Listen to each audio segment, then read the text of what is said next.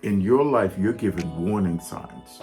You're given warning signs that says if you do this and you stay around this, beware because something is about to hurt and bite you. In Proverbs chapter 26, God shows us how to beware of fools, beware of laziness, and beware of liars. Let's go right into it.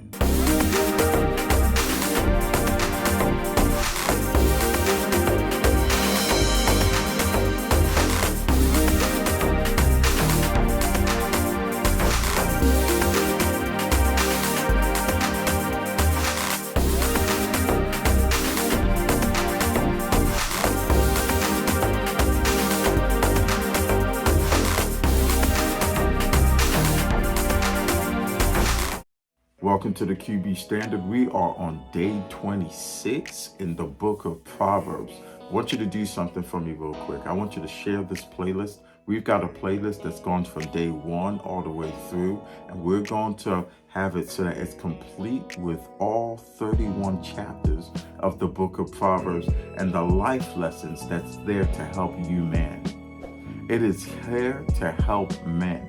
This channel is for men, to strengthen men in every area and aspect of your life. And the book of Proverbs is a standard of living for men. I've said it from day 1. A proverb a day will keep the foolishness away. If you'll keep the foolishness away from your life by applying the book of Proverbs, apply a chapter a day in your life, and you'll see how it will transform you. In here, we see just how loving God is and how much it is that He just cares for you. He gives you warning signs in Proverbs chapter 26. We have warning signs of what to stay away from that's going to ensure that we don't live in a pitfall. If you have these 3 things in operation, or these 3 areas or 3 people in operation and influence in your life, pitfall, you will fall and fall hard. But if you will be wise and you'll listen to these pitfalls that God gives you, I'm telling you, success is definitely yours, and also wisdom is in your life, and God is keeping it so that you don't stumble in a way that will ruin you. So let's go right into it. We're going to go into Proverbs chapter 26, verse 1. As snow in summer and rain in harvest, so honor is not fitting for a fool. I want you to realize and remember, in Proverbs chapter 25, we talked about how you are a king. You're a king. And as a king, fools are not supposed to be around your camp. Don't allow foolish people to be in your camp. It's saying right there, right? Honor is not fitting for a king. Imagine snow in the summer. It's saying that it doesn't fit. So you don't need fools around you. If you got fools in your camp, you need to say, God, show me how to distance and unplug and untie myself from their camp, to untie myself from their influence. What is a fool? Well, that word fool in the Hebrew, it is the word kasil, and it means to be properly fat, filled with stupidity and silliness. Good Lord Almighty. Do you see people that are just fool, like fat fool with just stupidity and silliness? Someone that can never be serious. Someone that when they do something, you're saying, what in the world are they thinking? I'll give you a scenario.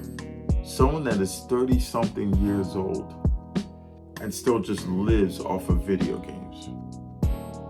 I'll give you a scenario. Someone that's 30-something years old, or even in their mid-20s, they finish school, they never work. Someone in their mid-20s, they're working part-time.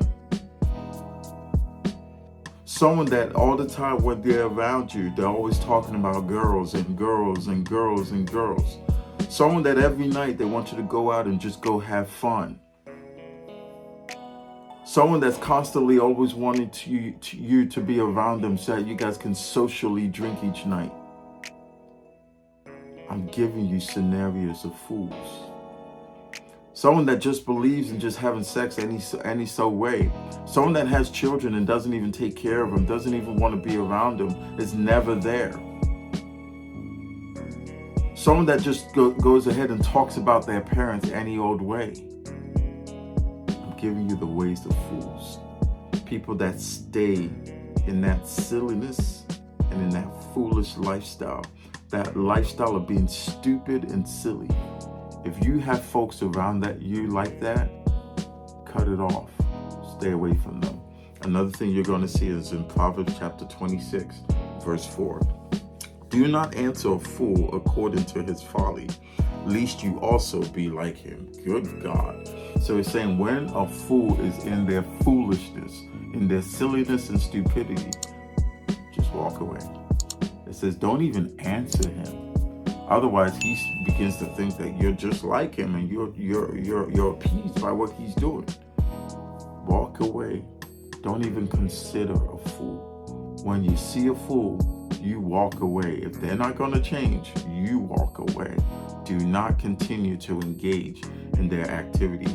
There's so many more verses that we see about fools, but I wanted to read to you an excerpt from the Word Study Bible that really talks about fools in a way that's going to help you in exactly how do you live your life to ensure that you don't allow a fool's influence to be around you. So we're going to see it. It's called the profile of a fool. In Proverbs 26, verses 3 through 12, Solomon elaborates on the theme of foolishness by presenting a number of vivid pictures of a foolish person and what happens when we give this person a job to do. For one thing, we'll have to treat the fool like a dumb animal and use a whip to motivate him or her, in verse 3. If we try to give a fool orders and explain what to do, we will be in danger of becoming like that person, verse 4. If we send a fool to an important mission, we might as well cripple ourselves and be prepared for trouble, verse 6. Just as a lame person's legs are useless to take him or her anywhere, so a fool can't get anywhere. With a proverb, verse 7. In addition to confusing others, this person harms himself or herself like a drunk punctured by a thorn, verse 9. We shouldn't ask a fool to teach the Bible because the person won't know what he or she is talking about, and listening to the teaching will be painful. And we shouldn't ask a fool to wage war because he or she will tie the stone in the sling, verse 8. Effective weapons of every kind become useless in the hands of a fool. Good Lord.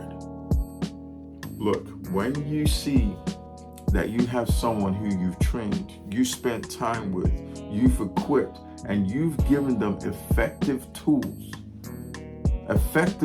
that should make a difference, and they do nothing with it, you got a fool in your camp.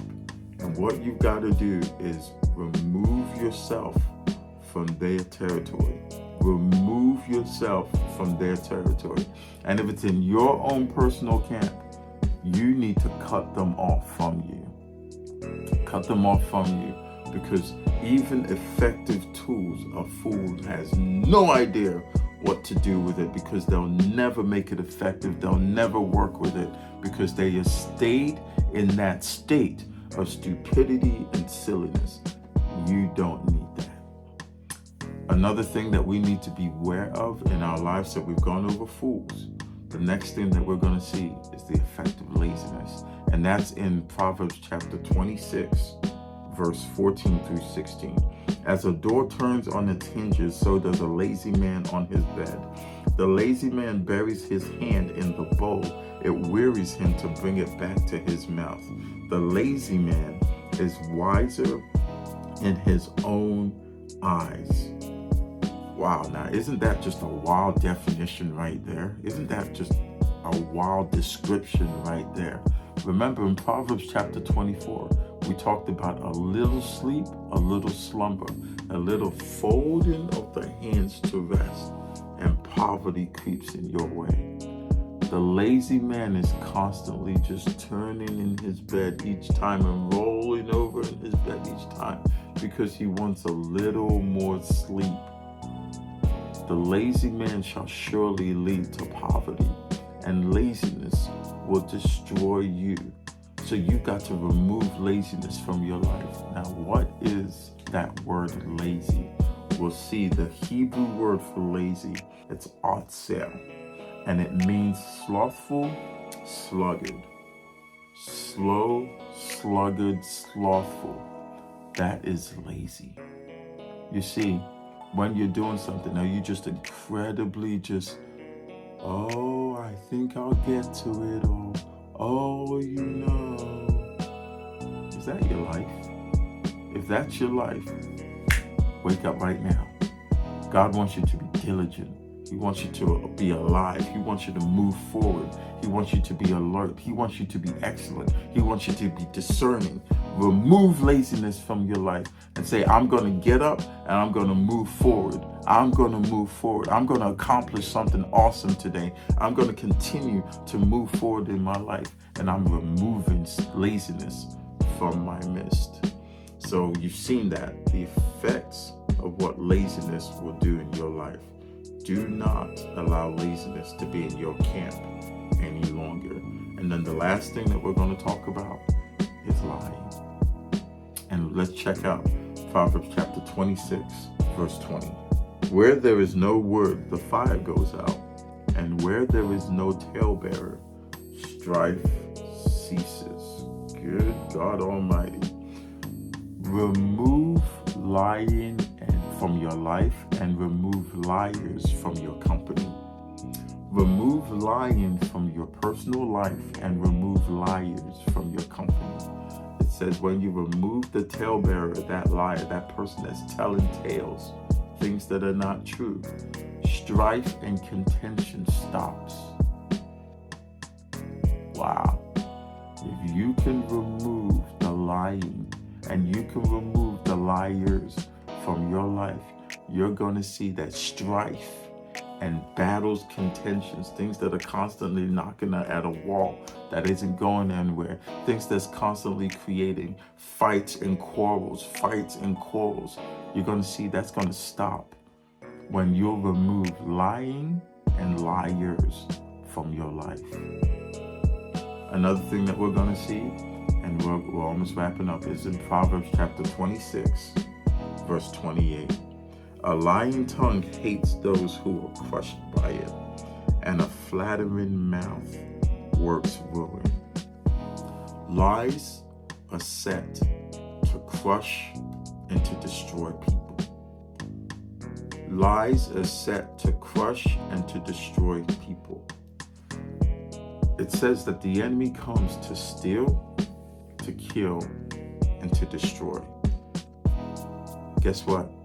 When you have lies in you, it says that you are not of God, but you're serving the enemy, because the enemy is a liar. In fact, God says that he's the father of lies. And God, our Father, the one who we say we serve, he cannot lie. So if he cannot lie, but you're living in lies and you've got lies around your company, you've got destruction and ruin that is all about your life. Lies are set to crush and to ruin you. So it's time. Remove the lying from your life. I hope you've seen in Proverbs chapter 26 how God has given you that revelation. It's telling us, let's stay away from fools and their foolishness. It's telling us, let's stay away from laziness, and let's remove lying and liars from our company. I hope this has helped you. Share it with somebody or comment. Let's hear a little bit. If you want to send me something, you've got the way that you can be able to reach out to me.